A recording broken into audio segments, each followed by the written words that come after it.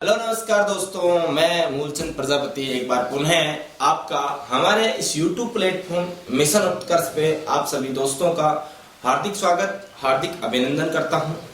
और एक छोटी सी रिक्वेस्ट कि अगर आप हमारे इस YouTube प्लेटफॉर्म मिशन उत्कर्ष पे अभी नए हैं तो प्लीज सबसे पहले तो आप सब्सक्राइब कर लीजिएगा चैनल को, और बगल में जो बेल आइकन का घंटा है उसको प्रेस कर लीजिएगा। फिर अपन आज का जो सेशन है इसको शुरू करें तो इस सेशन में अपन बात करते हैं हिंदी विषय को लेकर।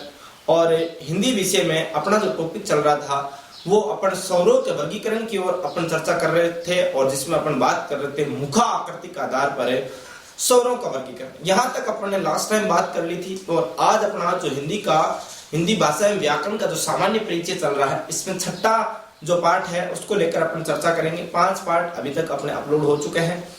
अगली अपन बात करूं तो भाई ये जो हिंदी विषय है ये बहुत ही डिटेल से, बहुत ही विस्तारित रूप से आपको पढ़ाया जा रहा है। क्योंकि राजस्थान एसआई का जो एग्जाम है वो आपके सिर पे खड़ा है। और जब एसआई जैसा महान एग्जाम अगर आपके सामने हो तो निश्चित रूप से आपको मेहनत भी क्या करनी पड़ती है, बहुत तगड़ी करनी पड़ती है। क्योंकि एसआई में हिंदी बहुत ही तगड़े लेवल की हिंदी पूछी जाती है, और हिंदी के बलबूते यहाँ पर सिलेक्शन भी निकाला जा सकता है। क्योंकि 100 क्वेश्चन आते हैं और 200 नंबर के आते हैं। तो नो टेंशन होकर, बिंदास होकर पढ़ते रहिए। और साथ ही जो हमारे अन्य सेशन जो चल रहे हैं जिसमें राजस्थान का भूगोल, राजस्थान का इतिहास और राजस्थान की कला और संस्कृति को लेकर भी रेगुलर आपको क्लासें मिल रही है। तो नो टेंशन, बिंदास होकर पढ़ते रहिए। आज की क्लास का विधिवत रूप से शुरुआत करें उससे पहले एक छोटा सा मोटिवेशन कोड जो हम आपके लिए हमेशा लेकर आते हैं कि जिंदगी में कभी परेशान मत होइए, कि जिंदगी में कभी परेशान मत होना, क्योंकि सूरज की तपन से कभी समंदर सूखा नहीं करते। क्योंकि सूरज की तपन से कभी समंदर सूखा नहीं करते। विनर कोई और नहीं होता, विनर कोई और नहीं होता, वह वही लूजर होता है जो हारने के तुरंत बाद फिर से प्रयास करता है। वह वही लूजर होता है जो हारने के तुरंत बाद एक बार फिर से क्या करता है, प्रयास करता है। वही क्या होता है साहब, विनर होता है। तो इसी मोटिवेशन कोड के साथ एक बार पुनः आप सभी भाइयों बहनों का, दोस्तों का हमारे इस YouTube प्लेटफॉर्म मिशन उत्कर्ष पे आप सभी का हार्दिक स्वागत, हार्दिक अभिनंदन। अब अपन बात करें इस हिंदी विषय की लगातार। तो लास्ट टाइम अपन बात कर रहे थे स्वरों के वर्गीकरण को लेकर, और स्वरों के वर्गीकरण में अपनी चर्चा चल रही थी मुखा आकृति के आधार पर स्वर। हाँ भाई, कहां पर चर्चा चल रही थी? मुखा आकृति के आधार पर स्वर। मुखा आकृति के आधार पर स्वरों का वर्गीकरण पढ़ रहे थे अपन, आधार पर स्वर। और इसके आधार पर मैंने आपको बताया था स्वरों को कितने आधार पर, कितने हिस्सों में बांट दिया अपन ने। तो अपन ने 4 कैटेगरी में बांट दिया था। हाँ भाई, कितने? 4 भागों में बांट दिया था। अब ये 4 भाग कौन कौन से थे? जिसमें मैंने आपको बताया था पहला स्वर्त, दूसरा अर्धस्वर्त, तीसरा विवर्त और चौथा अर्धविवर्त। हाँ भाई, मैंने क्या बताया आपको?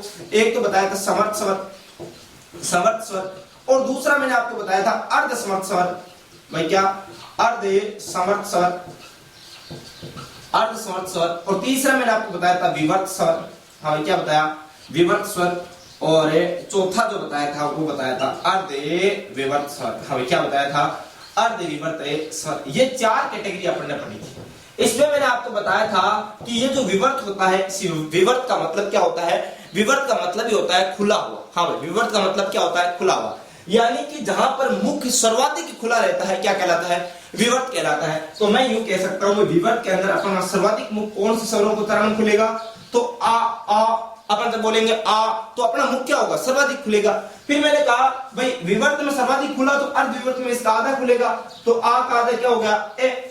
और फिर मैंने बताया यहां से अपन सीधा यहां, जब नीचे से अपन ऊपर चढ़ते हैं तो ऊपर अपना काम कंप्लीट करके आएंगे। और यहां मैंने बताया था ए आ गया तो लघु ई, फिर दीर्घ ई और लघु उ, और फिर मैंने यहां बताया दीर्घ उ, और उ जहां आता है उसके साथ ही हमेशा क्या आती है भाई?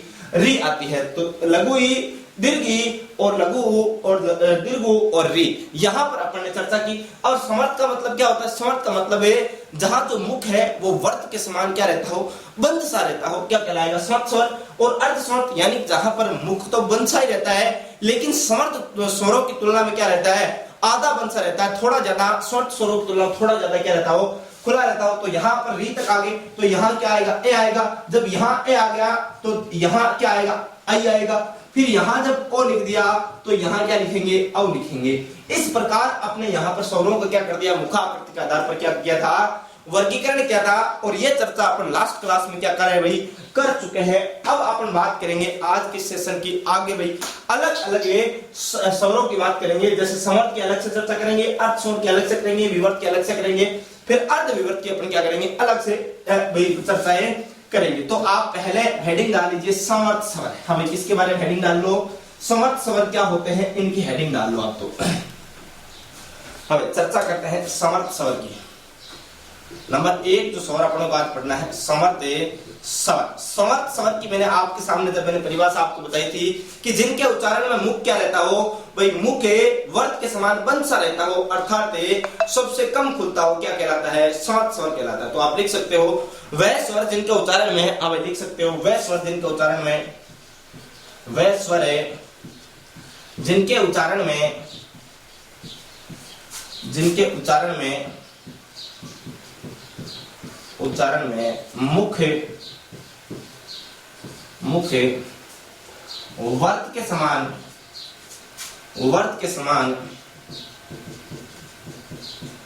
समान बंद सा रहता हो,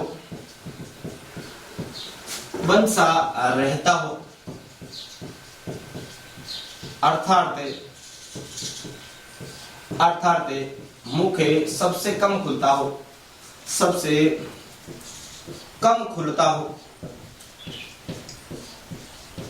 हो, समर्थ स्वर कहलाते हैं। हमें क्या कहलाते हैं, समर्थ स्वर कहलाते हैं, समर्थ स्वर कहलाते हैं, समर्थ स्वर कहलाते हैं। हमें समझ में आया होगा, यानी कि जिन स्वरों के उच्चारण में मुख क्या हो भाई वर्त के समान बंद सा रहता है। और वर्त के समान कैसे, जैसे मुख क्या रहता है भाई इस हिसाब से, जैसे आप बोल के देखिए इ उ उ रि, यानी क्या रहता है, मुख एकदम बंद सा रहता है, बिल्कुल नाम मात्र का खुला रहता है, जहां से केवल हवा बाहर आ सके इतना सा मुख क्या रहता है, खुला रहता है।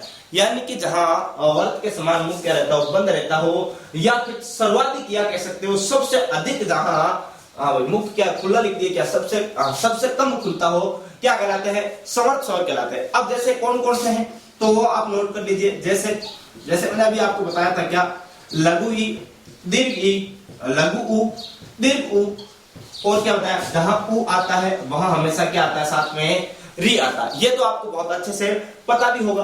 तो अपन ने बात की समर्थ स्वर, और समर्थ स्वरों के बाद अपन बात करेंगे अर्ध समर्थ स्वरों की। हमें समर्थ स्वर समझ में आ गया, तो अपन नंबर 2 बात करते हैं कौन से स्वर की, अर्ध समर्थ, अर्ध समर्थ स्वर। अर्ध समर्थ स्वर कौन सा होते हैं भाई, अर्ध समर्थ, यानी वह स्वर जिनके उच्चारण में जो मुख है समर्थ स्वरों की तुलना में क्या रहता हो, आधा बंद सा रहता हो, क्या कहलाता है भाई, अर्ध समर्थ स्वर कहलाता है। यानी कि यहाँ मुख रहता तो बंद सा ही है, लेकिन जो समर्थ स्वर है इनकी तुलना में क्या रहता है, थोड़ा सा अधिक खुला रहता है, क्या कहलाएगा, अर्ध समर्थ स्वर कहलाएगा। तो आप लिख सकते हो वह स्वर है जिनके उच्चारण में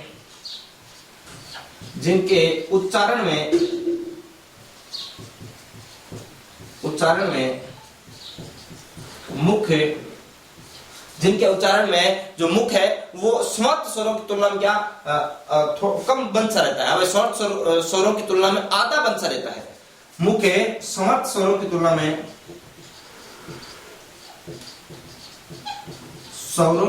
में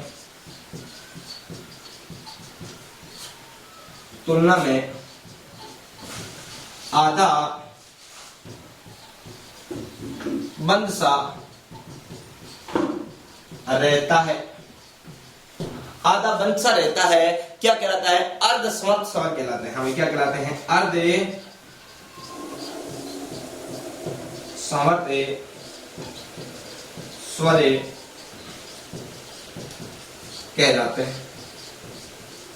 क्या कहलाते हैं, अर्ध स्वर कहलाते हैं। अब ये जो अर्ध समर्थ जो स्वर है ये कौन कौन से हैं, तो मैंने अभी आपको बताया था, हमें कौन कौन से बताया था, एक तो मैंने आपको बताया था कौन सा, ए, और दूसरा कौन सा बताया था, ओ बताया था। हमें ए और ओ, यानी कि वे स्वर जो समर्थ स्वरों की तुलना में जिसमें मुंडा थोड़ा सा, मुंह जो अपना जो मुख जो होता है वो थोड़ा सा क्या रहता है, अधिक खुला रहता है, यानी रहता तो बंद सा ही है लगभग, लेकिन जैसे मान लो यहाँ पर वर्त के समान बंद सा रह रहा था, लेकिन यहाँ पर क्या होता है, थोड़ा सा मान लो इतना सा खुला रहता है, यानी कि थोड़ा ज्यादा खुला रहता है समर्थ स्वरों की तुलना में। और स्वर्त स्वरों की तुलना में लगभग बंशाई मुख रहता है। अब विवर्त स्वरों की बात करेंगे जिनमें मुख क्या रहता है, सर्वाधिक खुला रहता है, और उससे कम जो है अर्धविवर्त की बात करेंगे। तो पहले आप यहां तक नोट कीजिए, एक स्क्रीनशॉट ले लीजिए। यहां तक आपने देखा भाई स्वर्त स्वर क्या होता है, अर्ध समर्थ स्वर क्या होता है। अब अपन बात करेंगे विवर्त स्वर और अर्धविवर्त स्वर क्या होता है, इनके बारे में अपन चर्चा करेंगे। बहुत डिटेल से अपने को चर्चा करनी है। अपना मुख्य उद्देश्य हमेशा यही रहना चाहिए कि भाई अपने को तो कैसे भी करके क्या करनी है, तैयारी करनी है, और इस बार एसआई में क्या निकालना है, हिंदी का पेपर को बहुत अच्छे से पढ़ना और सिलेक्शन निकालना है। यही अपना मुख्य क्या होना चाहिए, टारगेट होना चाहिए। बहुत डिटेल से प्रत्येक चीज को समझ के चलना है। हिंदी विषय को जितना भी हो सके उतना डिटेल से पढ़ाने की कोशिश की जा रही है। बहुत डिटेल से आपको पढ़ाया जा रहा है, तो नो टेंशन होकर बिंदास होकर आप पढ़िए। अब अपन बात करेंगे विवर्त स्वरों की। अब मुखा आकृति के आधार पर जो वर्गीकरण चल रहा है, इसमें अपन बात कर रहे हैं तीसरा वर्गीकरण, यानी कि विवर्त स्वरों की अपन क्या कर रहे हैं, चर्चा कर रहे हैं। अब ये जो विवर्त स्वर है ये होते क्या है। पहली बात तो आप ये देखिए भाई इस विवर्त का अर्थ क्या होता है। विवर्त का अर्थ होता है खुला हुआ। हमें विवर्त का अर्थ क्या होता है, खुला हुआ, अर्थात वे स्वर जिनके उच्चारण में मुख सर्वाधिक खुला रहता है। क्या रहता है, मुख सर्वाधिक खुला रहता है, अर्थात वे स्वर जिनके उच्चारण में मुख खुला रहता है या सर्वाधिक खुला रहता है, क्या कहलाता है, हमें क्या कहलाता है, विवर्त स्वर कहलाता है। तो आप लिख सकते हो वे स्वर जिनके उच्चारण में, वे स्वर, हाँ पहले इसका अर्थ लिखो आप। विवर्त का अर्थ क्या होता है, इसका अर्थ क्या होता है। विवर्त का अर्थ होता है, विवर्त का अर्थ होता है, अर्थ होता है खुला हुआ। क्या होता है, खुला हुआ। अब विवर्त का अर्थ क्या होता है, खुला हुआ, अर्थात आप लिख सकते हो अर्थात वह स्वर है, अर्थात वह स्वर है जिनके उच्चारण में, वह नहीं, वही लिखिए क्योंकि वही लिखिए क्योंकि एक ही स्वर है। वह स्वर जिसके उच्चारण में, जिनके उच्चारण में, जिनके उच्चारण में, जिनका उच्चारण में मुख सर्वाधिक खुलता है। अब वह स्वर जिनका उच्चारण में क्या कह सकते हो आप, उच्चारण में जो मुख है वो सर्वाधिक खुलता है, या फिर मुख खुला हुआ सा रहता है। वह अर्थात वह स्वर जिनका उच्चारण में मुख खुला हुआ सा रहता है, खुला हुआ रहता है, खुला हुआ रहता है, या सबसे अधिक खुला रहता है, सबसे अधिक खुला रहता है, खुला रहता है, खुला रहता है, विवर्त स्वर कहलाते हैं। हमें क्या कहलाते हैं, विवर्त स्वर कहलाते हैं, विवर्त स्वर कहलाते हैं। क्या कहलाते हैं, विवर्त स्वर कहलाते हैं। अब आपको अच्छे से समझ में आया होगा कहीं भाई विवर्त का अर्थ क्या होता है, खुला हुआ सा, यानी खुला क्या रह रहा है, मुख खुला रह रहा है। अपना खुले से क्या मतलब हुआ, खुले का मतलब है मुख कितना खुला रह रहा है, इस खुले से बात कर रहे हैं, मुख की बात कर रहे हैं। यानी कि वह स्वर जिनके उच्चारण में मुख खुला हुआ सा रहता है, यानी कि जब मुख खुलता है तो पूरे ब्रह्मांड का क्या करवा देता है, दर्शन। जैसे मैं बोलूं आ, यानी आ में पूरा मुख खुल रहा है, खुल रहा है कि नहीं खुल रहा, यानी कि आ में जब पूरा मुख खुल रहा है, अर्थात वह स्वर जिसमें मुख क्या होता है, सभी स्वरों की तुलना में सर्वाधिक जहां मुख खुलता है, क्या कहलाएगा, विवर्त स्वर कहलाएगा। अब इस विवर्त स्वर में क्या होता है, जैसे इसमें कौन कौन से स्वर आते हैं, तो इसमें एक ही स्वर आता है, और वो कौन सा, आ आता है। हाँ भाई कौन सा आता है, आ आता है, यानी कि वह स्वर है जिनके उच्चारण में मुख सर्वाधिक खुलता है, क्या कहलाएगा, विवर्त स्वर कहलाएगा। और इसी का ही दूसरा रूप कौन सा, नंबर अपन इसी का ही पढ़ लेते हैं, नंबर 4 अर्धविवर्त स्वर। हमें कौन सा, अर्धविवर्त स्वर, अर्धविवर्त स्वर, अर्धविवर्त स्वर। अब अर्धविवर्त स्वर में क्या होगा, अर्धविवर्त स्वर में आपने पहले ही मैंने आपको बहुत अच्छे से समझाया है कि वह स्वर जिनके उच्चारण में क्या होता है, मुख विवर्त की तुलना में, अब इस विवर्त की तुलना की बात कर रहा हूं, विवर्त की तुलना में आधा खुला, हमें विवर्त की तुलना में क्या रहता है, आधा खुला रहता है। और जो अपने स्वर्त और अर्ध स्वर्त पढ़े थे उसकी बात करूं, और अर्ध स्वर्त जो स्वर है उनकी तुलना में क्या रहता है, ज्यादा खुला सा रहता है, क्या कहलाएगा, अर्धविवर्त स्वर कहलाते हैं। तो आप लिख सकते हो कि भाई वे स्वर है जिनके उच्चारण में, जिनके उच्चारण में मुख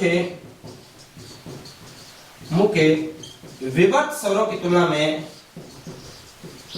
विवर्त स्वरों की तुलना में स्वरों की तुलना में आधा खुला। हाँ, विवर्त स्वरों की तुलना में क्या रहता है, आधा खुला रहता है। और जो अर्धसमर्थ स्वर अपन ने बताया था, वे अर्धसमर्थ स्वर है जिसमें मुख जो है वो वर्त के समान बंद तो रहता है, लेकिन समर्थ की तुलना में थोड़ा ज्यादा खुला रह रहा था। तो ऐसे जो अर्धसमर्थ स्वर थे वो अर्धसमर्थ स्वरों की तुलना में क्या रहता है, ज्यादा खुला रहता है। इनसे विवर्त से तो क्या रहता है, आधा। और अगर बात करूं अर्धसमर्थ स्वरों की तुलना में क्या रहता है, ज्यादा खुलासा रहता है, क्या कहलाएगा, अर्धविवर्त स्वर कहलाएगा। तो आधा और अर्धसमर्थ स्वरों की तुलना में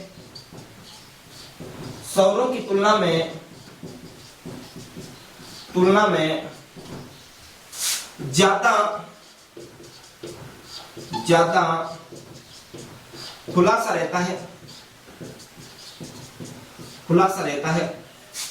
खुलासा रहता है, अर्धविवर्त स्वर कहलाते हैं। हमें क्या कहलाते हैं, अर्धविवर्त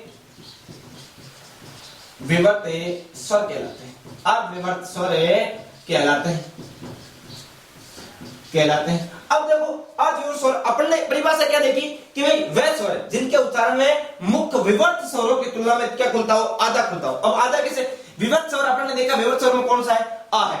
तो इसमें क्या आएगा, अब अर्धविवर्त में क्या आएगा, जैसे अपन ने विवर्त का आधा देखा तो आ का आधा क्या होता है, ए होता है कि नहीं होता। इसी प्रकार मैं यहाँ कह रहा हूं अगली परिभाषा में, अर्धसमर्थ स्वरों की तुलना में ज्यादा खुलासा रहता है। हमें अर्धसमर्थ स्वरों की तुलना में क्या है, थोड़ा ज्यादा खुलासा रहता है, क्या कहलाएगा, अर्धविवर्त स्वर कहलाएगा। अब अर्धसमर्थ कौन कौन से थे, अर्धसमर्थ मैंने बताया था आपको, एक तो बताया ए और दूसरा बताया मैंने ओ। अब इनसे ज्यादा का मतलब कौन सा हुआ, एक का मतलब ए से ज्यादा क्या होता है, आई, और ओ से ज्यादा क्या होता है, औ होता है, होता कि नहीं होता। यानी कि ये चीज आपको समझ में परिभाषा से नहीं आई तो उदाहरण से बहुत अच्छे से समझ लेना कि वह स्वर जिनके उच्चारण में मुख्य विवर्त स्वरों की तुलना में ज्यादा नहीं, आधा, हमें विवर्त स्वरों की तुलना में, यानी ये जो विवर्त स्वर है, विवर्त का मतलब ही होता है खुला हुआ सा, और अर्थात वह स्वर जिनके उच्चारण में मुख्य खुला हुआ रहता है या फिर सर्वाधिक जहां मुख खुला रहता है, विवर्त स्वर कहलाते हैं। और विवर्त स्वर में मैंने आपको बताया था कौन सा स्वर आता है, आ स्वर जब अपन बोलते हैं तो पूरे मुख में पूरे ब्रह्मांड का क्या हो जाता है, दर्शन हो जाता है, यानी कि मुख सर्वाधिक खुला रहता है, सबसे ज्यादा खुला रहता है। वहीं अर्धविवर्त में मुख जो है विवर्त स्वरों की तुलना में क्या रहेगा, आधा खुला रहा। आधा यानी विवर्त में क्या आता है, आ का आधा क्या होगा, ए होगा कि नहीं होगा, आ का आधा क्या होगा, ए होगा। तो एक तो क्या आ जाएगा इसमें, ए आ जाएगा। और दूसरा मैंने क्या कहा कि अर्धसमर्थ स्वरों की तुलना में क्या रहता है, ज्यादा खुला। अब अर्धसमर्थ स्वरों में मैंने आपको कौन कौन से बताए थे, एक तो ए बताया था, और दूसरा कौन सा बताया, ओ बताया था। तो ए से ज्यादा क्या होगा, आई होगा, और ओ से ज्यादा क्या होगा, औ होगा। तो आप यहाँ पर एग्जांपल में, जैसे मैं यहाँ पर बात करूं भाई, आपको जब यहाँ लिखेंगे अपन, जैसे अर्धविवर्त स्वर है इसमें कौन कौन से आते हैं, तो आप लिख लेना यहाँ पर कौन कौन से आते हैं। एक तो आता है ए, हमें कौन सा आता है, ए। दूसरा यहाँ आता है आई, और तीसरा यहाँ पर कौन सा आता है, औ आता है। तो ए, आई और औ कौन सा स्वर है, अर्धविवर्त स्वर है। आपको अच्छे से समझ में आया। विवर्त स्वर क्या होते हैं, जहां पर मुख सर्वाधिक खुला रहता है, या फिर यूं कहूं भाई मुख क्या है, एकदम खुला सा ही रहता है।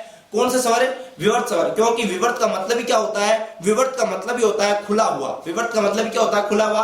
और अर्धविवर्त आपको समझ में आ गया होगा, यानी विवर्त का तो आधा और अर्धसमर्थ से ज्यादा खुला जहां मुख रहता है, क्या कहलाएगा, अर्धविवर्त स्वर कहलाएगा। यहां तक एक स्क्रीनशॉट ले लो, फिर आगे की ओर चर्चा करते हैं। यहां तक चर्चा कर ली तो अब अपन बात करते हैं नासिका का आधार पर स्वरों का वर्गीकरण। तो अपन ने 5 हिसाब से स्वरों का वर्गीकरण किया था, 5 कैटेगरी में स्वरों का वर्गीकरण, जिसमें अपन ने 1 नंबर पर देखा था उच्चारण अवधि का आधार पर, और फिर नंबर 2 ओष्ठ आकृति का आधार पर, फिर नंबर 3 जिह्वा की क्रियाशीलता का आधार पर, फिर नंबर 4 अपन ने पढ़ लिया मुखा आकृति का आधार पर स्वरों का वर्गीकरण।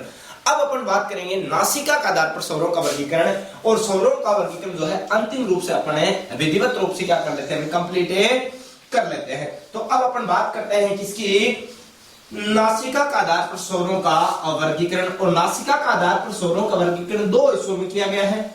नंबर 1 निर्नुनासिक और नंबर 2 अनुनासिक या सानुनासिक, जिसको अपन कहते हैं। नंबर 2 तो अब अपन बात करते हैं किसके बारे में भाई, नासिका का आधार पर स्वरों का वर्गीकरण। अब किसके आधार पर, नासिका का आधार पर, नासिका के आधार पर स्वर। नासिका का आधार पर स्वर अपन ने देखे कितने हैं, तो नंबर 1 मैंने आपको अभी बताया निर्णुनासिक। हाँ भाई क्या निर्णुनासिक, और निर्णुनासिक के बाद मैंने आपको बताया कौन सा, नंबर 2 है जो अनुनासिक। हाँ भाई क्या कहलाता है, अनुनासिक। अनुनासिक या फिर इसी को अपन क्या कहते हैं, सानुनासिक कहते हैं। हाँ भाई क्या कहते हैं, सानुनासिक भी कह देते हैं। अब ये सानुनासिक क्या होता है, निर्णुनासिक क्या होता है, अनुनासिक क्या होता है, इसकी अपन बात करते हैं। अब भाई होता क्या है, निर्णुनासिक यानी कि निर का मतलब नहीं और नासिक मतलब नासिका, यानी जहां पर जिन स्वरों को उच्चारण में नासिका का प्रयोग नहीं किया जाता, नासिका यानी नाक, जानते हो ना अपनी ये जो नाक है इसका, यानी कि अपन किसी भी जब ध्वनि को बोलते हैं तो बोलते वक्त अगर किसी स्वर में जहां नाक का उपयोग किया जाता है तब तो अनुनासिक, अनु यानी सहित, यानी कि नाक का उच्चारण में किसी भी ध्वनि के उच्चारण में, यानी स्पेशली बात जो स्वरों की कर रहे हैं, स्वरों के वर्गीकरण की, तो अपन बात करेंगे स्वरों, यानी कि वह स्वर जिनके उच्चारण में नासिका का प्रयोग किया जाता है तब तो अनुनासिक या सानुनासिक, और जब प्रयोग नहीं किया जाता तब निर्णुनासिक, यानी कि जिन स्वरों के उच्चारण में नासिका का प्रयोग नहीं किया जाता निर्णुनासिक स्वर कहलाते हैं, और जहां प्रयोग किया जाता है अनुनासिक या सानुनासिक स्वर कहलाते हैं। तो अब अपन बात करते हैं, एक एक की बात कर लेते हैं। पहले अपन बात करते हैं निर्णुनासिक की। हमें किसकी बात करते हैं, निर्णुनासिक स्वर। नंबर 1 निर्णुनासिक स्वर। अब किसकी बात कर रहे हैं, निर्णुनासिक, निर्णुनासिक स्वर। अब निर्णुनासिक स्वर मैंने अभी आपको बताई परिभाषा कि वह स्वर जिनके उच्चारण में नासिका का प्रयोग नहीं किया जाता, अर्थात सिर्फ मुख से उच्चारित होने वाली ध्वनियां क्या कहलाती है, निर्णुनासिक ध्वनियां कहलाती है। तो आप लिख सकते हो कि वह स्वर जिनके उच्चारण में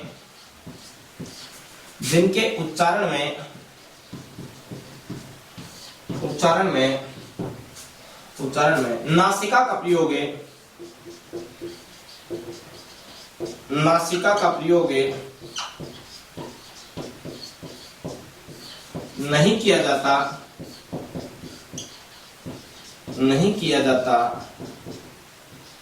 नहीं किया जाता है,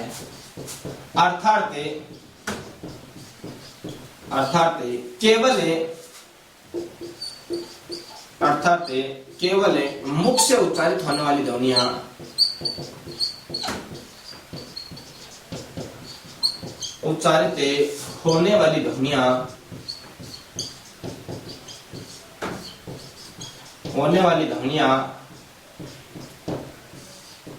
निर्णुनासिक स्वर कहलाते हैं।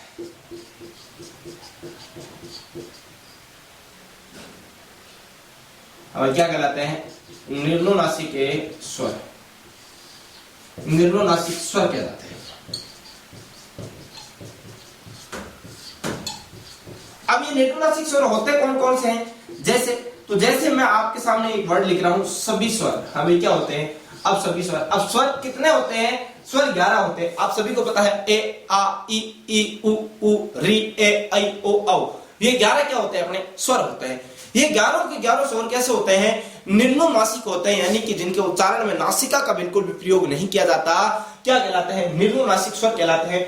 अब जब किसी भी स्वर के उच्चारण में जब नासिका का प्रयोग किया ही नहीं जाता तो ये दो कैटेगरी क्यों डिवाइड की गुरुजी, निर्णुनासिक और अनुनासिक, दो कैटेगरी की क्या जरूरत पड़ गई, तो इसकी भी जरूरत पड़ती है। अब जरूरत क्यों पड़ती है, तो जैसे ही अपन अनुनासिक या सानुनासिक जो अपना स्वरों का वर्गीकरण है नासिका के आधार पर वो पढ़ेंगे तो आपकी ये कंफ्यूजन जो है ये क्या हो जाएगा, क्लियर हो जाएगा। अब कैसे भाई, जैसे मैंने आपको बता तो दिया कि निर्णुनासिक वह स्वर जिनके उच्चारण में नासिका का प्रयोग नहीं किया जाता अथवा जिसमें केवल मुख का ही क्या किया जाता है, उपयोग किया जाता है, क्या कहलाएंगे, निर्णुनासिक। जैसे आप बोल के देखिए, ए आ ई उ ए ऐ ओ औ, आ गया, कहीं पर भी नासिका का प्रयोग हुआ क्या, नहीं हुआ, बिल्कुल भी जो प्रयोग नहीं हुआ तो सभी स्वर किस में आते हैं, निर्णुनासिका स्वर में आते हैं। अब नंबर 2 अपन बात करते हैं किसके बारे में, अनुनासिक। हाँ, किसके बारे में बात कर रहे हैं, अनुनासिक या फिर मैं यूं इसको अब इसी का एक दूसरा नाम दिया था सानुनासिक। हाँ, क्या नाम दिया, सानुनासिक, यानी कि वह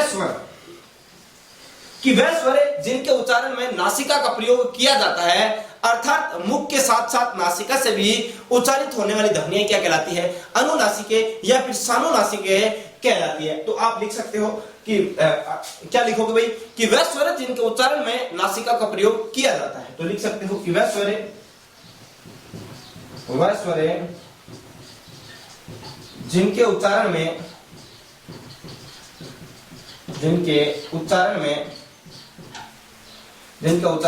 नासिका का प्रयोग किया जाता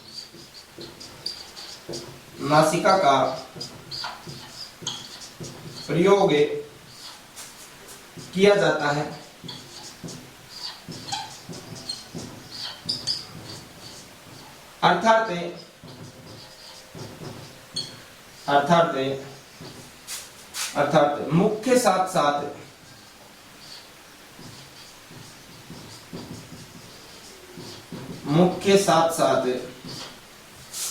नासिका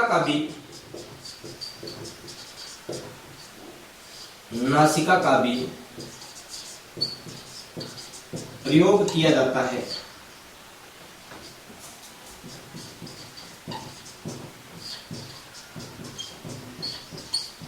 वह स्वर है जिनके उच्चारण में नासिका का प्रयोग किया जाता है, अर्थात मुख के साथ साथ जहां पर वह ध्वनियां जिनके उच्चारण मुख के साथ साथ नासिका से भी उच्चारित होने वाली ध्वनियां क्या कहलाती है, भाई अनुनासिक के सानुनासिक। तो नासिका मुख के साथ साथ नासिका से भी, हाँ यहाँ इस प्रकार से लिखना, यहाँ थोड़ा चेंज कर लेना ना, नासिका से भी उच्चारित होने वाली ध्वनियां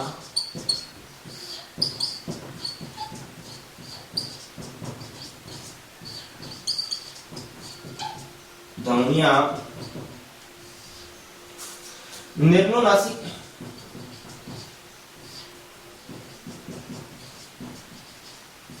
या अनुनासिक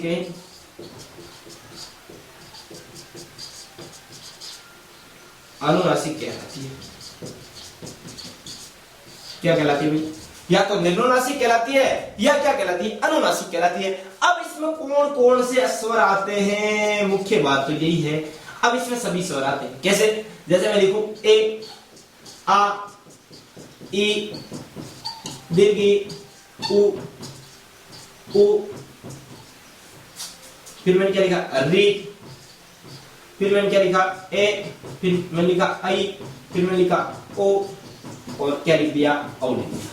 यानी मैंने सभी ध्वनियां यहां पर लिख दी कि सभी स्वर इसी में भी आते हैं, और मैंने यहां लिख रखा है सभी स्वर, यानी कि निर्नुनासिक में भी क्या मैंने लिखा सभी स्वर है, और अनुनासिक में मैंने लिख दिया क्या लिख दिया भाई, हाँ अनुनासिक या सानुनासिक। सॉरी यहां पर आप लिखना सानुनासिक है ना, मैंने गलत लिखवा दिया क्या, तो कोई बात नहीं, मैं थोड़ी मिस्टेक हो जाती है, सानुनासिक यहां लिख लेना सानुनासिक, ठीक है। तो यहां पर भी सभी स्वर लिख दिए। अब लेकिन यहां पर ध्यान ये रखना, यहां पर क्या लगाना है, सभी को ऊपर चंद्र बिंदु लगाना है, सभी को ऊपर क्या लिखाना, चंद्र बिंदु लगाना है, चंद्र बिंदु लगाना है। अब देखो सभी के ऊपर जैसे ही चंद्र बिंदु लगता है क्या हो जाते हैं ये अनुनासिक, यानी ए आ ई उ ए आई ओ अब नासिका का क्या हो रहा है, प्रयोग हो रहा है ना, यानी जब नासिका का प्रयोग हो रहा है सभी स्वरों के ऊपर जब चंद्र बिंदु लगा दी गई तो ये क्या कहलाएंगे, अनुनासिक की सानुनासिक। अब देखो यहां पर मैंने क्या लिखा, डॉट लगाया केवल, यहां पर भी क्या लगाया, डॉट लगाया, यहां पर भी क्या लिखा, केवल बिंदी लगाई। अब अनुस्वार और चंद्र बिंदी में क्या अंतर होता है, अब आप देखो अनुस्वार जब बनता है, जब पंचम वर्ण मिलता है तब क्या बनता है, अनुस्वार बनता है, और चंद्र बिंदु आपके सामने सीधे सीधे लिखवा दिया, जब अनुस्वार लगता है तो अनुनासिक या सानुनासिक स्वर होता है। तो अब आप कैसे पहचानोगे कि भाई ये यहां पर अनुस्वार है या चंद्र बिंदी है, यहां अनुस्वार है या चंद्र बिंदी है, इसका आप कैसे पता करोगे। तो इसमें आपको पता करने का एक तरीका बता दो, जैसे ये ई है, दीर्घ ई मैंने यहां लिखा और इस दीर्घ ई के ऊपर मैंने इस प्रकार यहां पर चंद्र बिंदु लगाया। अब आप कैसे पहचानोगे, तो यानी कि आपको पहचानने का सबसे बेटर तरीका यही है कि आपको बोल के चेक करना है कि भाई यहां पर जो शब्द लिखा गया है उसमें क्या नासिका का प्रयोग हो रहा है या नहीं हो रहा। जैसे मैं यहां दो शब्द लिख रहा हूं, एक मैंने ई से शब्द लिखा ईंट, दूसरा मैंने लिखा इधर, हमें क्या लिखा इधर। अब आप बोल के देखो देखे ईंट ईंट, यानी कि नासिका में कंपन हो रहा है ना, नासिका में जब कंपन हो रहा है तो ये अनुनासिक कहलाएगा, यानी यहां पर चंद्र बिंदु है। अब ईंधन बोलो ईंधन ईंधन, नासिका का प्रयोग हो रहा है नहीं हो रहा, यानी कि आपको नासिका का प्रयोग हो रहा है या नहीं हो रहा, यानी कि चंद्र बिंदु है या नहीं है, या फिर अनुस्वार है। तो इसका पता करने का सबसे बेटर तरीका ये है कि आपको जो वर्डिंग लिखी हुई मिले उसको आप बोल के चेक करना, उसमें अगर नासिका का प्रयोग हो तब तो आप ऐसा समझना भाई चंद्र बिंदु है, अगर जहां नासिका का प्रयोग नहीं होता दिख रहा हो तो समझ लेना क्या है, अनुस्वार है। तो ऐसे अपन ने बात कर ली नासिका का आधार पर स्वरों के वर्गीकरण की बात कर ली। अब अपन बात करेंगे व्यंजनों के वर्गीकरण की ओर। पहले आप इसका स्क्रीनशॉट ले लो, फिर अपन आगे बढ़ते हैं। यहां तक समझ लिया तो आगे बात करते हैं अपन व्यंजनों के वर्गीकरण की। निर्णुनासिक अपन ने देख लिया जिसमें नासिका का प्रयोग नहीं किया जाता, अनुनासिक या सानुनासिक जिसमें नासिका का प्रयोग किया जाता है। ये चीज अपन ने अच्छे से समझ ली। अब अपन ने स्वरों का जो वर्गीकरण था, अपन ने स्वरों को 5 कैटेगरी में डिवाइड किया था। नंबर 1 अपन ने बात की थी उच्चारण अवधि के आधार पर, नंबर 2 अपन ने ओष्ठ आकृति के आधार पर, नंबर 3 जिह्वा की क्रियाशीलता के आधार पर है, और नंबर 4 अपन ने पढ़ा था मुख आकृति के आधार पर है, और नंबर 5 अपन ने बात की थी नासिका के आधार पर। ये पांचों चीजें अपन ने बहुत अच्छे तरीके से, बहुत ही डिटेल से अपन ने क्या कर ली है, कवर कर ली है। पांचों ही जो स्वरों का वर्गीकरण था उन पांचों वर्गीकरणों को बहुत डिटेल से अपन ने पढ़ा और अच्छे से आपको समझ में भी आ गया होगा। अब अपन बात करेंगे व्यंजन और व्यंजनों का वर्गीकरण की बात करेंगे। व्यंजन क्या होता है इसकी अपन ने पहले चर्चा कर ली, व्यंजन की परिभाषा की चर्चा कर ली। अब अपन चर्चा करेंगे, जो अपन बात करेंगे व्यंजनों का वर्गीकरण। हाँ भाई, व्यंजनों को कितने भागों में डिवाइड किया गया है तो आप देख लेना। व्यंजनों का वर्गीकरण, व्यंजनों का वर्गीकरण, व्यंजनों का वर्गीकरण। अब व्यंजनों का जो वर्गीकरण किया गया है, यह व्यंजनों का वर्गीकरण 8 भागों में किया गया है। हमें कितने भागों में, कितना वर्गीकरण कितने हैं, 8 भाग बताए गए हैं। अब वर्गीकरण में कितने 8 भागों में वर्गीकरण किया गया है। नंबर 1, नंबर 2 और नंबर 3। इसी प्रकार अपन टोटल कितने पढ़ने हैं, अपने 8 भाग पढ़ने हैं, जिसमें नंबर 1 जो आएगा वो आएगा स्पर्शी व्यंजन, नंबर 2 संघर्षी व्यंजन, और नंबर 3 स्पर्श संघर्षी, और नंबर 3 जो आएगा वो नासिके, और नंबर 5 उत्क्षिप्त, और जो नंबर 7 आएगा प्रकंपित, और नंबर 6 पर प्रकंपित, और नंबर 7 पार्श्विक, और नंबर जो 8 है वो आएगा संघर्षहीन व्यंजन। यानी कि ये अपने को 8 व्यंजन पढ़ने हैं, जिसमें नंबर 1 अपने क्या है, स्पर्शी व्यंजन। हाँ भाई, नंबर 1 क्या है, स्पर्शी व्यंजन, स्पर्शी व्यंजन। और नंबर 2 अपना क्या है, स्पर्शी व्यंजन के बाद अपना है संघर्षी व्यंजन, फिर स्पर्श संघर्षी व्यंजन। अब नंबर 2 क्या है, संघर्षी व्यंजन, संघर्षी व्यंजन। और नंबर 3 अपना क्या है, स्पर्श संघर्षी व्यंजन। हाँ भाई, क्या है, स्पर्श संघर्षी व्यंजन। नंबर 3 है स्पर्श संघर्षी व्यंजन। और नंबर 4 पर जो है अपन ने अभी बात की, नंबर 4 पर नासिके, और नंबर 5 पर है उत्क्षिप्त। हाँ भाई, नंबर 4 पर क्या है, नासिके व्यंजन, नासिके व्यंजन, नासिके व्यंजन। और नंबर 5 पर है उत्क्षिप्त व्यंजन, उत्क्षिप्त व्यंजन। उत्क्षिप्त के बाद मैंने आपको बताया प्रकंपित और पार्श्विक, फिर संघर्षहीन। अब प्रकंपित बात कर लेता हूं, नंबर 6 पर कौन सा, प्रकंपित, प्रकंपित व्यंजन। और नंबर 7 पर जो बताया मैंने आपको, कौन सा बताया, पार्श्विक व्यंजन बताया। हाँ भाई, कौन सा व्यंजन, पार्श्विक व्यंजन। पार्श्विक के बाद कौन सा है, संघर्षहीन है। तो आप ध्यान रखना, पार्श्विक व्यंजन, पार्श्विक व्यंजन। और नंबर 8 पर जो अपना वर्गीकरण के रूप में है वो कौन सा है, संघर्षहीन व्यंजन। हमें कौन सा, संघर्षहीन व्यंजन, संघर्षहीन व्यंजन। जिसमें ये जो 3 है, प्रकंपित है, पार्श्विक है और संघर्षहीन है, ये जो है ये आपने किसके आधार पर डिवाइड किया गया, जो ये रे ले है। हाँ भाई, ये रे ले और वे, ये इनका आधार पर, ये जो ये और वे है इनको अपन किस नाम से जानते हैं, इनको तो अपन प्रकंपित व्यंजन के नाम से जानते हैं। वहीं ये जो है रे पार्श्विक है, और ये सॉरी भाई, ये और वे तो क्या है, संघर्षहीन है, और रे क्या है, प्रकंपित, और ये ले क्या कहलाता है, पार्श्विक व्यंजन कहलाता है। अब आप देख लेना, ये और वे क्या कहलाता है, संघर्षहीन कहलाते हैं। अब क्या कहलाते हैं, संघर्षहीन व्यंजन कहलाते हैं। और रे क्या कहलाता है, प्रकंपित व्यंजन कहलाता है। हमें क्या कहलाता है, प्रकंपित है। और ले क्या कहलाता है, ये पार्श्विक व्यंजन कहलाता है। हमें क्या कहलाता है, पार्श्विक व्यंजन कहलाता है। सॉरी भाई। तो इसके आधार पर क्या कर दिया अपन ने, व्यंजनों का क्या कर दिया, वर्गीकरण कर दिया। बाकी व्यंजन अपन ने देख लिया बहुत अच्छे से। वर्गीकरण कितने भागों में किया गया, 8 भागों में किया गया। अब इनका अपन अलग अलग डिटेल से अध्ययन करेंगे। इससे पहले एक चीज आप समझना, एक क्या होता है, एक तो होता है स्पर्श, और दूसरा क्या होता है, दूसरा है स्पर्शी। हाँ भाई, क्या है, स्पर्शी। अब इस स्पर्श में स्पर्शी में कोई फर्क है क्या, हाँ फर्क है, बहुत ज्यादा फर्क है। फर्क कैसा फर्क है भाई, स्पर्श क्या होता है और स्पर्शी क्या होता है। स्पर्शी का मतलब होता है स्पर्श धन ई। हमें क्या होता है, स्पर्श धन ई बराबर क्या बड़ा, स्पर्शी बड़ा। हमें क्या बड़ा, स्पर्शी बड़ा। ऐसे बड़ा ना स्पर्शी। जिस प्रकार जैसे अपन ने बात की, यानी कि ये स्पर्श क्या हो रहा है, उत्पन्न हो रहा है। उत्पन्न होने का क्या करवा रहा है, बोध करवा रहा है। इसलिए अपन क्या कहेंगे इसको, स्पर्श से, स्पर्शी को क्या कहेंगे, स्पर्श से उत्पन्न व्यंजन कहलाएगा। अब उत्पन्न कैसे व्यंजन है वो अपन अभी चर्चा करेंगे। देखो उत्पन्न होने को कैसे, जैसे अपन बात करते हैं जनक धन ई, हमें जनक धन ई अपन क्या करते हैं, जानकी करते हैं, करते हैं कि नहीं करते। उसी प्रकार जैसे पर्वत धनी, हमें पर्वत धन ई यानी कि क्या कहते हैं अपन, पार्वती।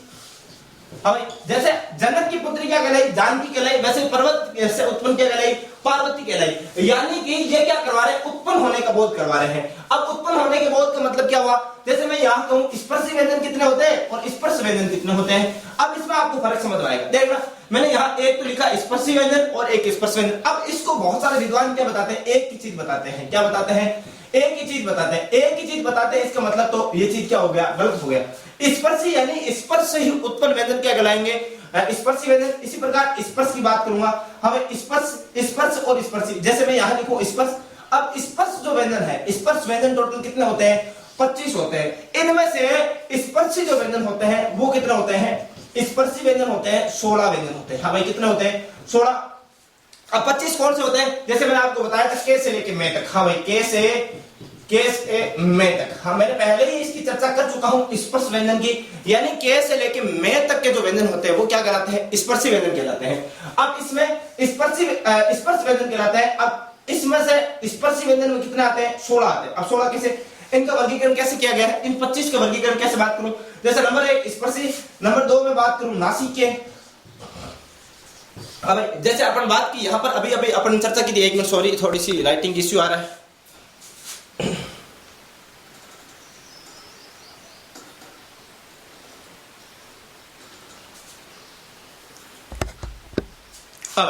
इधर देखो इस स्पर्श को कितने हिस्सों में डिवाइड किया गया, इस स्पर्श को 3 हिस्सों में डिवाइड किया गया। कैसे, नंबर 1 तो अपन ने स्पर्शी देख लिया, नंबर 2 अपन ने देखा नासिके, और नंबर 3 कौन से, स्पर्श संघर्षी है।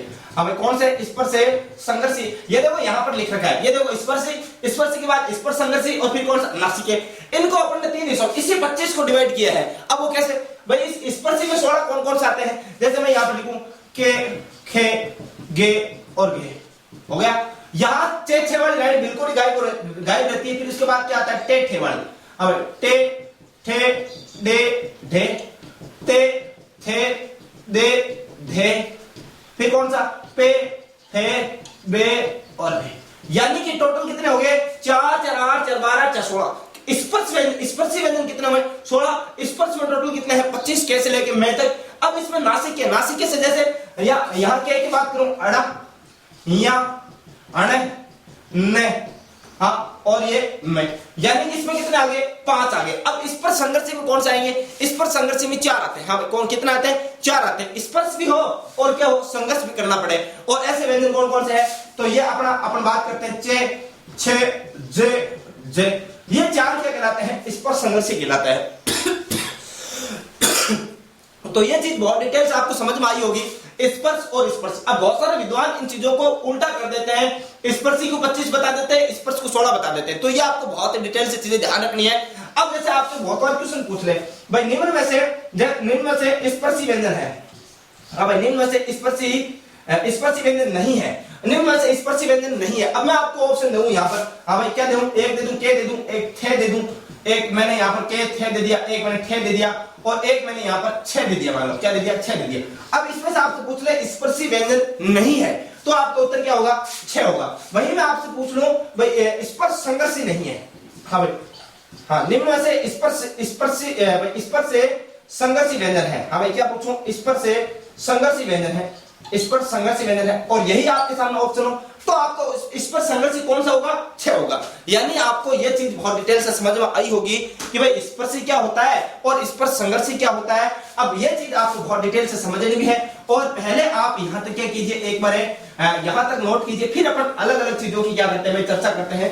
ये प्रत्येक जो व्यंजन का अपन ने वर्गीकरण किया है, इस वर्गीकरण की अपन क्या करते हैं, डिटेल से एक बात करते हैं। यहां तक एक बार स्क्रीनशॉट लो और नोट करो। अब अपन आगे चर्चा करते हैं अलग अलग स्पर्शी व्यंजन क्या होता है, संघर्षी व्यंजन क्या होता है, स्पर्श संघर्षी क्या होता है, नासिके व्यंजन क्या होता है, उत्क्षिप्त व्यंजन क्या होता है, प्रकंपित व्यंजन क्या होता है, पार्श्विक व्यंजन क्या होता है, वो संघर्षहीन व्यंजन है क्या होता है। इन सभी की अपन जब डिटेल से बात करें उससे पहले एक चीज आप यहीं पे नोट कर लेना। हाँ, इसी के साथ क्या करना, एक चीज नोट करना, जैसे स्पर्शी व्यंजन होता क्या है और कितने होते हैं, तो मैंने अभी बताया 16 होता है। कौन कौन से होते हैं आप लिख लेना, के, खे, गे, घे। फिर मैंने बताया कौन सा भाई, टे वर्ग वाला है ना, के वर्ग, टे वर्ग, टे, ठे, डे, ढे। फिर मैंने बताया ते वर्ग, ते, थे, दे, धे। और फिर मैंने बताया पे वर्ग, तो पे, फे, बे और कौन सा, भे। यानी कि टोटल कितने हो गए, 16 हो गए। 16 तो क्या है, स्पर्शी व्यंजन है। फिर मैंने बताया स्पर्श संघर्षी कौन से है, स्पर्श भी करे और संघर्ष भी हो, तो ऐसे कौन से हैं, तीनों से है। पहली बात तो तीनों से और है, और हमें गलत लिख दिया क्या, हाँ, तीनों से और क्या है, ये क्या कहलाते हैं, ये स्पर्श संघर्षी कहलाते हैं। कितने हो गए, 4 हो संघर्षी व्यंजन कहलाते हैं। सॉरी भाई, मैंने स्पर्श संघर्षी बोल दिया था क्या, हाँ, संघर्षी व्यंजन यानी जहां पर संघर्ष करना पड़े, ऐसे व्यंजन वर्ण है जिनको बोलने में क्या करना पड़े, संघर्ष करना पड़े। यानी कि वे व्यंजन है जिनके उच्चारण में दो उच्चारण अवयव इतने निकटता पर आ जाते हैं कि बीच का जो मार्ग होता है वो क्या हो जाता है, छोटा हो जाता है।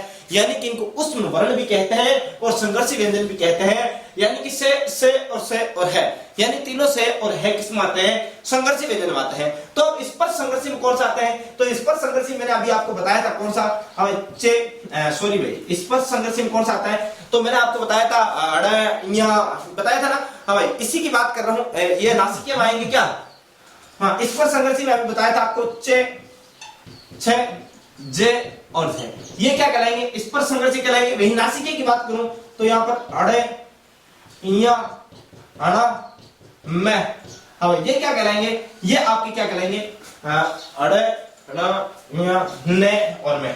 अब ते थे दे वाला आपने छोड़ दिया, ने और क्या कहलाएगा, मैं। ये 5 क्या कहलाते हैं, ये आपके नासिके व्यंजन कहलाते हैं। अब उत्क्षिप्त व्यंजन कौन से होते हैं, उत्क्षिप्त व्यंजन आपको अच्छे से पता होगा, अढ़े, अढ़े यानी अढ़े, अढ़े और अढ़े, ये जो दो अपन ने बात की थी, ये जो वर्ण होते हैं ये क्या कहलाते हैं, उत्क्षिप्त है। और फिर अपन ने बात की थी कौन सा भाई, प्रकंपित व्यंजन की बात करूं, प्रकंपित की मैंने आपको पहले ही बता दिया, अरे, फिर ये पांचवें ले और फिर संघर्षी क्या कहलाएंगे, ये और वे।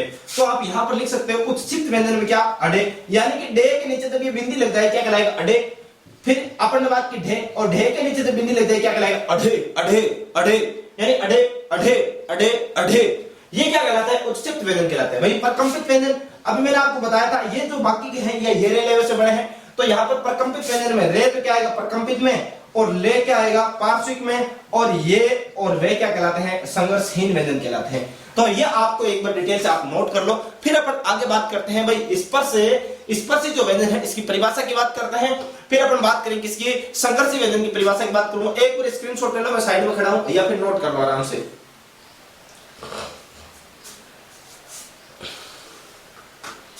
हाँ नोट कर लिया, तो आगे बात करते हैं। आगे बात करूं तो अब अपन बात करेंगे स्पर्शी व्यंजन की। हम एक एक की अलग अलग से अपन क्या करते हैं, व्यंजनों के वर्गीकरण की क्या करते हैं, चर्चा करते हैं।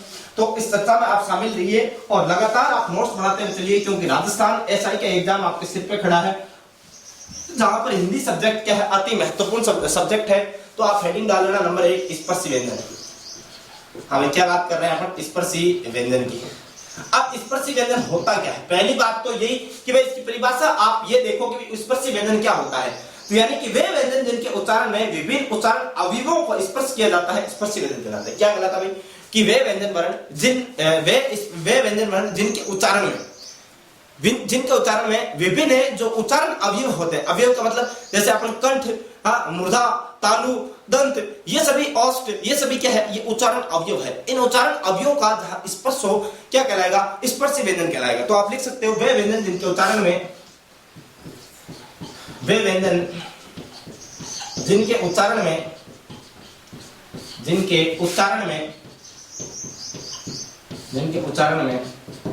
विभिन्न उच्चारण अवयवों का स्पर्श किया जाता है, विभिन्न उच्चारण अवयवों का स्पर्श किया जाता है, वे व्यंजन वर्ण है। वे व्यंजन जिनके, हाँ यहां लिखना व्यंजन वर्ण आप लिख लेना, वे व्यंजन वर्ण जिनके उच्चारण में विभिन्न उच्चारण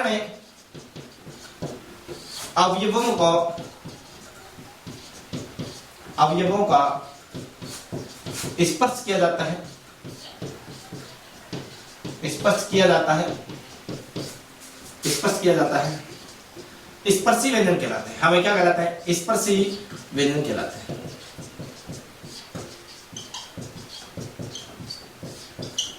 अब स्पर्शी व्यंजन जैसे आप बोलेंगे के, खे, गे, गे, बोले ते, थे, दे, थे, यानी कि जीभ कहीं ना कहीं तालु में टच हो रही है, कहीं कंठ आपके टच हो रहे हैं, यानी कंठ, मूर्धा, दंत, ओष्ठ, ये जो चीजें हैं ये आपकी क्या है, जहां स्पर्श करती हो वह क्या कहलाएंगे? स्पर्शी व्यंजन कहलाएंगे। अब स्पर्शी व्यंजन में कौन कौन से हैं? अभी मैंने आपको बताया था भाई, नंबर 1 के, फिर आपका कौन सा खे, फिर आपका कौन सा घे, फिर कौन सा घे, फिर अपन ने के वर्ग के बाद अपन ने बात की टे वर्ग की, तो टे, ठे, फिर डे, और फिर कौन सा झे, और फिर अपन ने बात की ते वर्ग की, ते, थे, फिर अपन बात की दे की, फिर अपन बात की थे, फिर अपन ने बात की पे वर्ग की। तो पे वर्ग में पे, फिर कौन सा थे, फिर कौन सा बे, और फिर कौन सा भे। ये अपने क्या थे? स्पर्शी व्यंजन थे। और स्पर्शी व्यंजनों की टोटल जो संख्या है, ये संख्या कितनी होती है? तो संख्या में स्पर्शी व्यंजन होते हैं अपने टोटल कितने भाई? 16। तो 16 क्या होते हैं अपने? स्पर्शी व्यंजन होते हैं। ये अपन ने बात कर ली, टोटल स्पर्शी व्यंजनों की बात कर ली। स्पर्शी व्यंजन होता क्या है, इनकी अपन ने बात कर ली। यहां तक एक स्क्रीनशॉट ले लो, फिर अपन बात करेंगे संघर्षी व्यंजनों की बात करेंगे भाई। ले लिया होगा स्क्रीनशॉट। तो अब अपन बात करते हैं संघर्षी व्यंजनों की, यानी कि वे व्यंजन वर्ण हैं जिनके उच्चारण में क्या किया जाता हो? विभिन्न जो अवयव होते हैं उन अवयवों को स्पर्श किया जाता है, क्या कहेंगे? स्पर्शी व्यंजन है। अब बात करेंगे संघर्षी व्यंजन की। हाँ भाई, संघर्षी व्यंजन क्या होता है? संघर्षी व्यंजन यानी कि संघर्षी, आप नाम से समझ चुके होंगे कि जहां पर जिन व्यंजनों को उच्चारण में क्या करना पड़े, संघर्ष करना पड़े, तो वो क्या कहलाएंगे? संघर्षी व्यंजन कहलाएंगे। अब संघर्षी कैसे? अब संघर्षी व्यंजन जैसे मैं यहां बात करूं, जैसे मान लो ये एक मार्ग है, क्या है? ये एक मार्ग है। ये इस मार्ग की बात करूं, इस मार्ग के बीच से अब जैसे आपको हवा निकालनी है, जैसे आपने यहां से हवा निकाली, अब जैसे हवा यहाँ टच करती करती निकलेगी, वैसे हवा टच करती हुई निकल रही है। जब हवा टच करती हुई निकल रही है, यहाँ आपको मैंने थोड़ा बड़ा बताया क्योंकि आपको दिख जाए, नहीं तो आपको टच हुआ बिल्कुल एकदम दिखेगा। तो यानी हवा यहाँ पर देखो बीच में एकदम तंग मार्ग से निकल रही है, तो यानी क्या कर रही है? संघर्ष करके बाहर निकल रही है। अब संघर्ष करके बाहर कौन कौन सी निकलती है? एक तो आपको मैंने बताया से, दूसरा से, और तीसरा से, और ये है। ये जो 4 वर्ण है, ये 4 जो व्यंजन वर्ण है, ये क्या करते हैं? संघर्ष करके बाहर आते हैं, इसलिए इनको अपन क्या कहते हैं? संघर्ष व्यंजन। यानी कि वे व्यंजन वर्ण, वे व्यंजन जिनके उच्चारण में 2 उच्चारण अवयव इतनी निकटता पर आ जाए, यानी 2 उच्चारण अवयव इतनी निकटता, ये देखो बहुत निकटता पर आ गए, इतनी निकटता पर आ जाए कि बीच का जो मार्ग है वो क्या हो जाए? बिल्कुल एकदम बीच का मार्ग क्या हो जाए? छोटा हो जाए। अब बीच का मार्ग जब छोटा हो गया और वायु संघर्ष के साथ बाहर निकलती हो, तो क्या कहलाएंगे? संघर्ष व्यंजन कहलाएंगे। यानी आप बोल के देखो से है। अब देखो आपस में क्या है? तालु जीभ टच हो रहे ना, टच हो रहे, बीच में एकदम बिल्कुल नाम मात्र का मार्ग मिल रहा है, इसलिए आप क्या कहोगे? इसको संघर्षी व्यंजन कहोगे। अब आप इसकी परिभाषा लिख सकते हो, बहुत अच्छे से डिटेल से आप परिभाषा लिखना कि यानी कि वे व्यंजन जिनके उच्चारण में आप लिखना, वे व्यंजन जिनके उच्चारण में, जिनके उच्चारण में 2 अवयव इतनी निकटता पर आ जाए, यानी कि 2 उच्चारण जो अवयव होते हैं वो इतने निकटता पर आ जाते हैं कि बीच का मार्ग क्या हो जाता है? छोटा हो जाता है। वे व्यंजन जिनके उच्चारण में 2 उच्चारण अवयव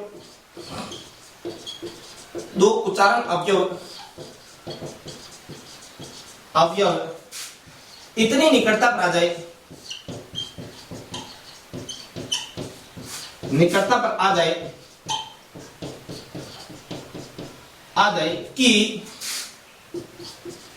कि बीच का मार्ग छोटा हो जाए,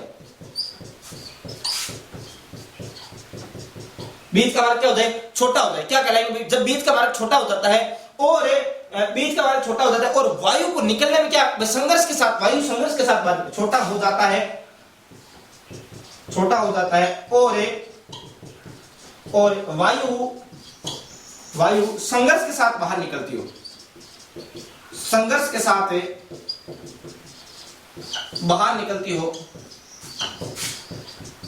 बाहर निकलती हो, संघर्षी व्यंजन कहलाते हैं। हम क्या कहलाते हैं? संघर्षी व्यंजन कहलाते हैं। संघर्षी व्यंजन कहलाते हैं, संघर्षी व्यंजन कहलाते हैं। अब ये संघर्षी व्यंजन होते कौन कौन से? एक बार मार्कर चेंज कर देता हूं। हम संघर्षी व्यंजन कहलाते हैं। अब संघर्षी व्यंजन कौन कौन से होते हैं? संघर्षी व्यंजन कहलाते हैं, ठीक है। अब जैसे मैंने आपको अभी भी बताया कौन कौन से हैं, अभी तीनों से हैं। पहली बात तो कौन कौन से? तीनों से हैं, से और है। ये क्या है, ये चार के चार क्या है, स्पर्शी व्यंजन है। हाँ भाई क्या है, स्पर्शी व्यंजन है। यहां तक अपन ने बहुत डिटेल से क्या कर लिया भाई, चर्चाएं कर ली है। हाँ भाई क्या कहलाए, स्पर्शी व्यंजन कहलाए। यहां थोड़ी सी लाइटिंग की प्रॉब्लम है, एक बार दिक्कत है। हमें समझ में आया होगा। संघर्षी व्यंजन क्या है, तो वे व्यंजन जिनके उच्चारण में क्या करना पड़े, तो उच्चारण अवयव इतनी निकटता पर आ जाए कि बीच का जो मार्ग है वो क्या हो जाता है, छोटा हो जाता है। तो उच्चारण अवयव इस प्रकार से पास में आ जाए और बीच से जो हवा निकले वो बिल्कुल एकदम संघर्ष करती हुई जो बाहर निकले, क्या कहलाएंगे, संघर्षी व्यंजन। अब एक चीज इसमें आप विशेष करके लिखना है यहीं पर, हाँ विशेष करके लिख लेना इसी में, इन्हीं को उष्म वर्ण भी कहा जाता है। हाँ भाई क्या कहा जाता है, उष्म वर्ण भी कहा जाता है, इन्हीं को क्या कहा जाता है, उष्म वर्ण भी कहा जाता है। तो आज की क्लास को मैं यहीं पे विराम देता हूं, बाकी अपन बातें करेंगे अपन नेक्स्ट एपिसोड में। हिंदी का जो नेक्स्ट एपिसोड आएगा, पार्ट नंबर जो 7 आएगा, उसमें अपन चर्चाएं करेंगे। तो तब तक लगातार बने रहिए और मस्त होकर बिंदास होकर पढ़ाई करते रहिएगा। आपको रेगुलर क्लास उपलब्ध हो रही है, नो टेंशन, बिंदास होकर पढ़िए, क्योंकि राजस्थान एसआई का एग्जाम आपके बहुत ही निकट है। और जब एग्जाम निकट हो तो चीजें बहुत जल्द समझ में भी आ जाती हैं, तैयार भी हो जाती है। तो पढ़ते रहिए, मस्त रहिए, बिंदास रहिए और इस कोरोना काल का बहुत अच्छे तरीके से आप यूटिलाइज कीजिए, उपयोग कीजिए और इससे घबराइए मत, बिल्कुल भी घर में रहिए, सुरक्षित रहिए और जहां पर भी है वहां बैठकर आप बहुत अच्छे तरीके से क्या कीजिए, तैयारी कीजिए। जितनी अच्छी आप तैयारी करोगे उतनी ही आप आगे तक पहुंच पाओगे। तो निश्चित रहिए, ठीक है। इसी के साथ हम विदा लें, उससे पहले एक छोटी सी रिक्वेस्ट हमारी, मैं बीच में वैसे भी नहीं बोलता, तो लास्ट में एक छोटी सी गुजारिश कि अगर आप हमारे इस YouTube प्लेटफॉर्म मिशन उत्कर्ष पे नए हैं तो प्लीज सबसे पहले सब्सक्राइब कीजिएगा और जो बगल में ही जो बेल आइकन का घंटा है उसको प्रेस करके आप नोटिफिकेशन को ऑन कर लीजिए, जिससे हमारा जैसे ही वीडियो अगला वीडियो आए आपको क्या मिल जाए, नोटिफिकेशन मिल जाए और आप सबसे पहले वीडियो देख सके। और एक छोटी सी गुजारिश कि अगर आपको हमारा ये सेशन पसंद आ रहा है तो प्लीज लाइक करना कदापि ना भूलें, लाइक कीजिएगा, शेयर कीजिएगा, सब्सक्राइब कीजिएगा। और इसी के साथ आज की इस क्लास से विदा लेते हैं। धन्यवाद, नमस्कार दोस्तों।